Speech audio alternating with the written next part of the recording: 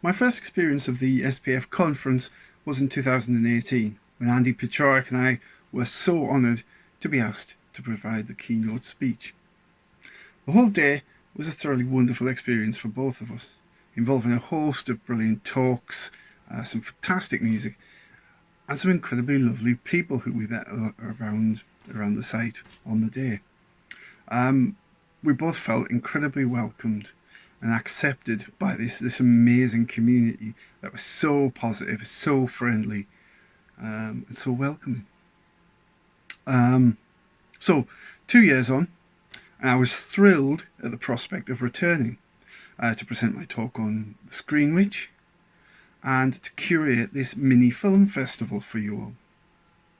Sadly, the coronavirus has meant we can't all meet in person in Edinburgh as planned.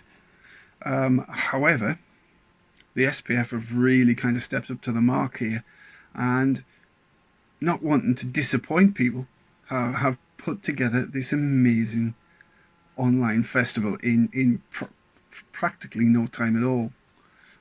So massive props to them for that. And I'd like to say a massive thank you to Steffi and all the team for all of their hard work that's gone into basically organising 2 conferences. I think they've done an incredible amount of work. Secondly, I'd like to say a big thank you to the filmmakers, Gary Parsons, Scarlett Amaris Melissa St, Hilaire, and Lauri Löytökoski. I'll say that again. Löytökoski. Lauri Löytökoski. Sorry for that. So a big thank you to all of them for permitting me to screen their films. And finally, to my colleagues at the Folk Horror Revival for all their support. I've been sort of putting this group of films together for the festival. Anyway, and it's now time for the first selection on our list. American Witch is a short promotional film put together by filmmakers Scarlett Amaris and Melissa St. Hilaire, with the express aim of developing interest in a feature-length version of the film. The film will look at the voyage from novice to initiate. The chthonic path is the common thread that weaves together the various underground religions in America, from Wicca to Voodoo and Stragaria to Santeria, and everything in between. Scarlett and Melissa will look to unfold the historical background in places where witchcraft came into its own distinctive form, such as Salem, New Orleans, New York City, and Los Angeles. American Witch will explore the stories of practitioners and how the craft has changed their lives. A little bit about the two filmmakers. Scarlett Amaris co-scripted the horror anthology Theatre Bizarre, and scripted the award-winning supernatural documentary Otherworld. But most recently, you may know her work on The Colour Out of Space for Richard Stanley, which she scripted based on the H.P. Lovecraft novel, or rather the H.P. Lovecraft short story. Scarlett's also a well-known author. She wrote something called the Soromond trilogy of novels, along with Melissa St. Hilaire. And she currently teaches comparative mythology and witchcraft at the Crooked Path Occult Apothecary in Los Angeles, and is a founding member of the Tridents of Hecate Coven. Melissa, as already mentioned, co-wrote the Soromond trilogy with Scarlett, and is well known as a film and music reviewer, a writer of poetry, scripts for movies, articles for a host of different magazines, and is currently putting the finishing touches to her sci-fi novel Exodus. And she's also a founding member of the Tridents of Hecate Coven. Anyway, without any further ado, this is American Witch. Enjoy.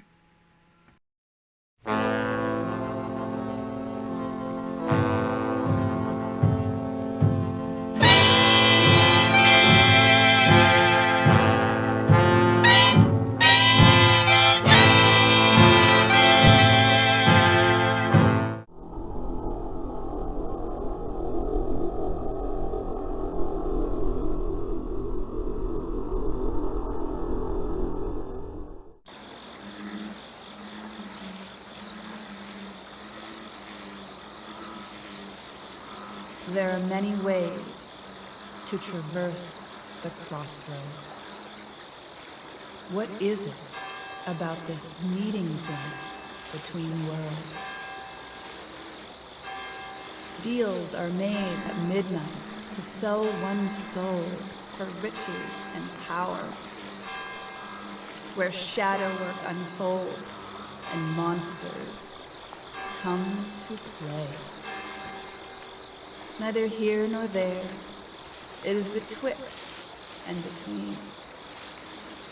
It's the threshold where supernatural events occur. Within these magical realms, the American Witch is born.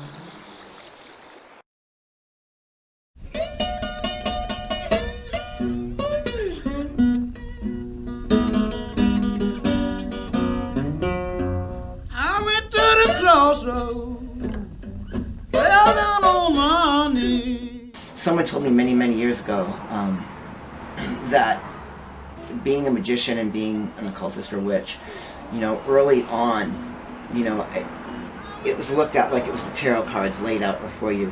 And the tarot card, the magician, is this young worker of the will that is trying to do spell work and create and manifest change at all times, and trying something new, and I need something in my life, so I'm going to do spell work for that.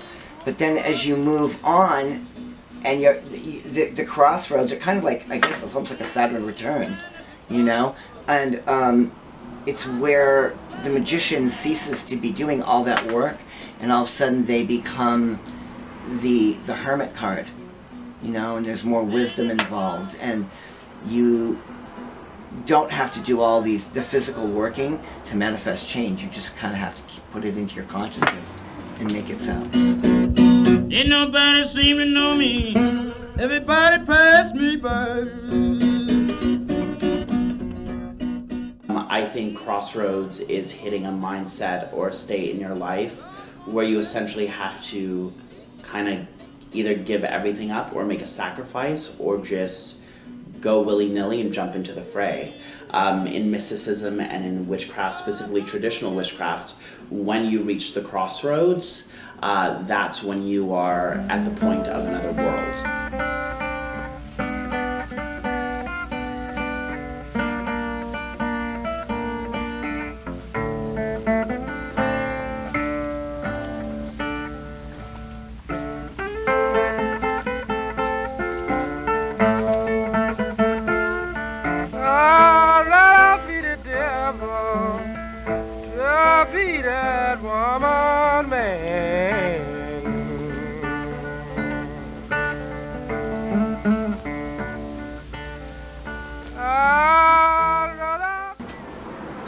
Alright, so what is your version of betwixt and between?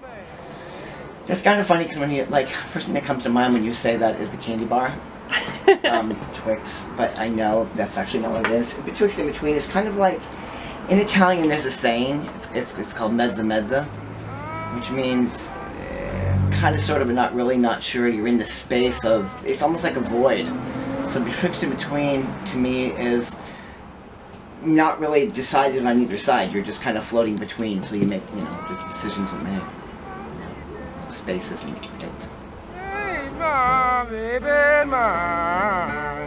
So to be betwixt and between, it's almost, I think of like the magician card in tarot, jack of all trades. I think it's being everywhere and nowhere. Once again, it's the idea of spiritual enlightenment. And I also think it's very similar to walking a different path. You know, it's able to go in between the cracks, to go on an ulterior route. So betwixt and between for me is essentially tapping into the unknown, but also obtaining and manifesting what's in front of you. Yeah, woman I love, woman that I love, the woman I love, so tough for my best friend.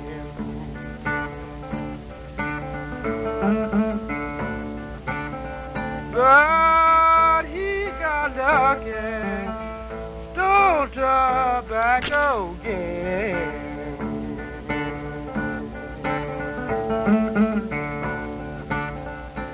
And he got lucky, stole tobacco again.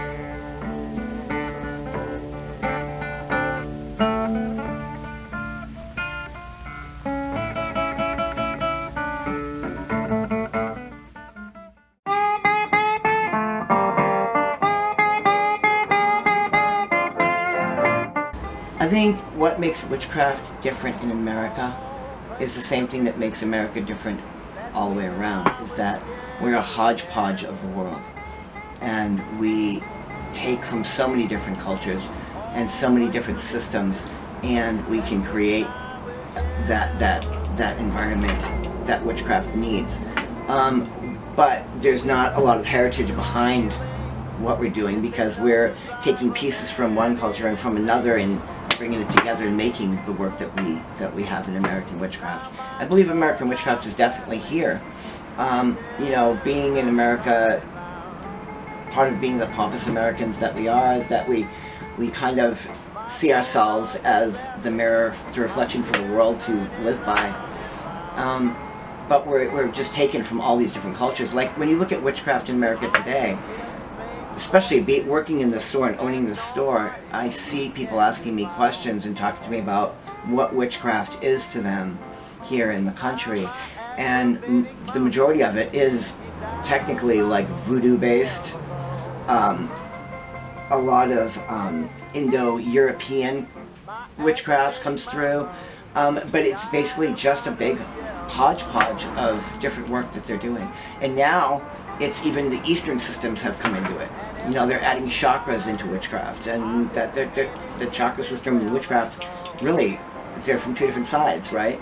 But in America, they're mixed all into one.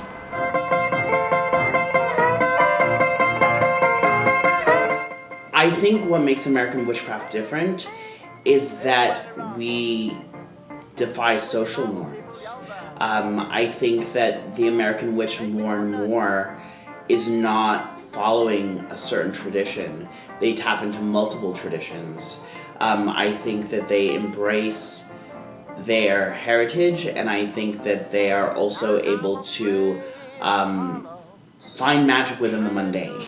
I think America is a melting pot, so therefore probably American witchcraft will always be a melting pot. I think it will always be diverse. And then I also think American witchcraft, you have to touch on what American is. So what establishes American, whether it be Native American traditions, whether it be hoodoo and voodoo of Louisiana, to me that is very American. If there is a culture, if there is a practice of witchcraft, I would say that conjure and root work are probably the closest thing to what would be established as American witchcraft.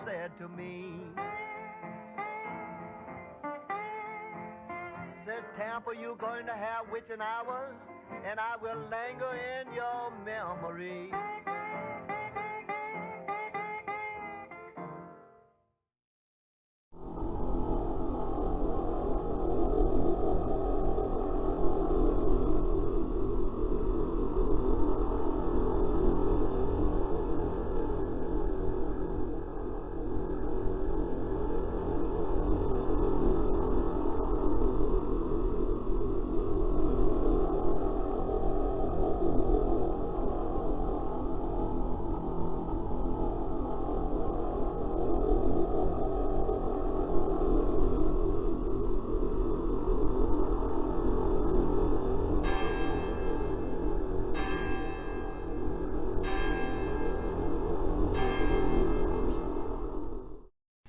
Our second film tonight is Louhi, the Northern Witch.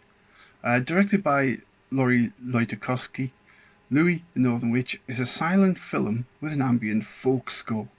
Based on the Kalevala, the Finnish national epic, the story draws from its shamanic aspects.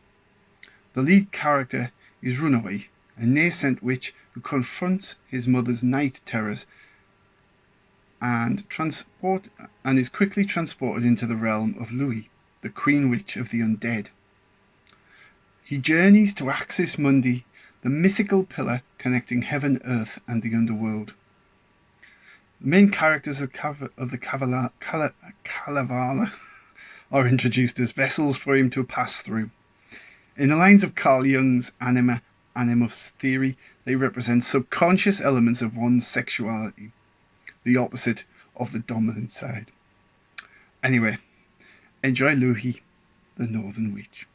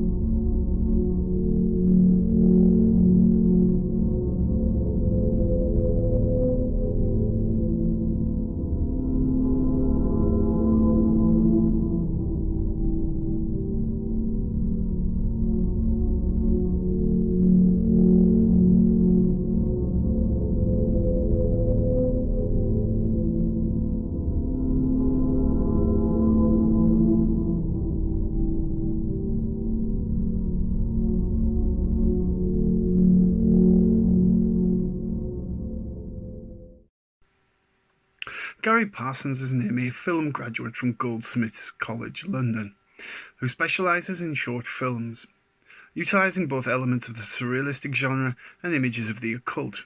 These films are both beautiful and at times disturbing. They also tap into the verisimilitude of the erotic and the unconventional. At this point, I feel it only appropriate to mention that the following films feature scenes of an erotic and adult nature. We would therefore advise that these films are not suitable for young children. Gary has been influenced by filmmakers such as Jan Svankmajer, Kenneth Anger, Alejandro Jodorowsky, Louis Buñuel, Hans Richter, Man Ray, and Jean Rollin. All these elements meet within a melting pot to find a visual references within. Gary's films can be viewed in many different ways, as straightforward narrative pieces, but also as a ritual film, as demonstrated by similar filmmakers such as Maya Darren, or even as music promo video. The films stand as an ongoing obsession of their maker, as an overall understanding of the human psyche within certain specific landscapes. Conjuration is Gary's most recent film and is based around an Alexandrian ritual. It deals with modern day magic, but also correlates it with magic's heritage through Gary's impeccable choice of shooting locations. Several powerful ancient sites, notably Avebury, Glastonbury, Pompeii and Oslo, were chosen for this purpose. The final film of the day is Gary's 2018 short, Thelema. Based on the writings of Aleister Crowley, the film was partly shot in the Abbey of Thelema in Sicily. Heavily influenced by the work of Kenneth Anger, Gary possesses a similar visual style. Anyway, so without further ado, first up we have Conjuration, and that one's followed by Thelema. I hope you enjoy. Good night.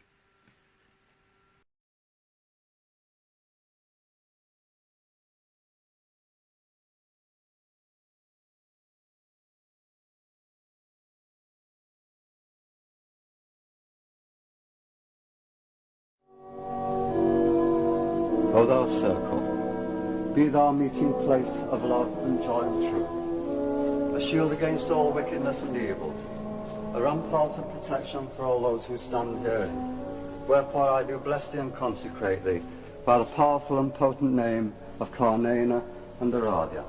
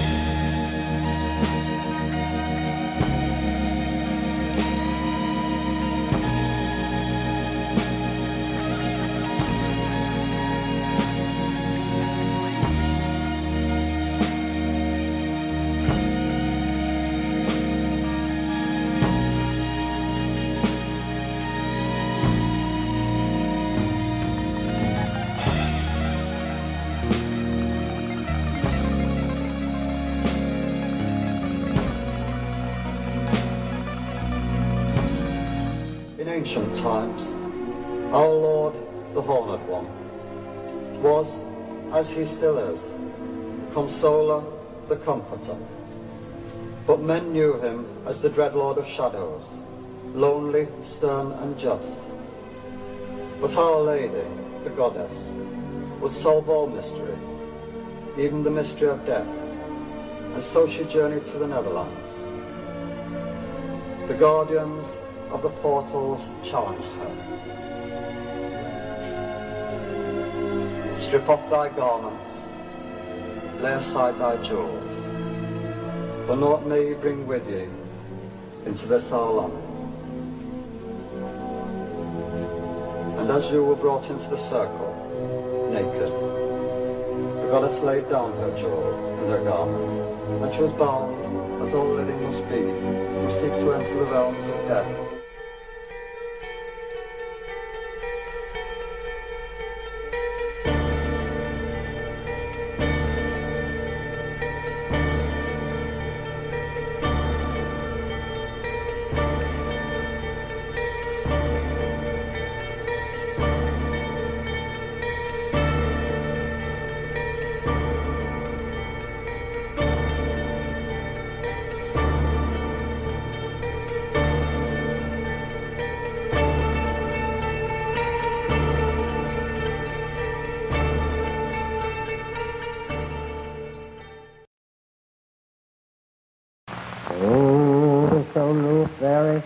Go yard blata, Elenusaha, Telazod, Dobrazo do Ray, Upon was a Gatishad, Giratan el Pireti, Das Hoel Quo Khan, El Tahaz of the Mazod, Old Tumimahe Khan of the Lohas of the Inn, Sobata Hio, Ginonope Regia Ladi, Gospel Rede, Obulehe, Yaresam, Asarem, Ohorela, Kaba Pire, Das, Zodin, Nuris, Gadji, Kab, Erem, Yadanahe, Ilahe,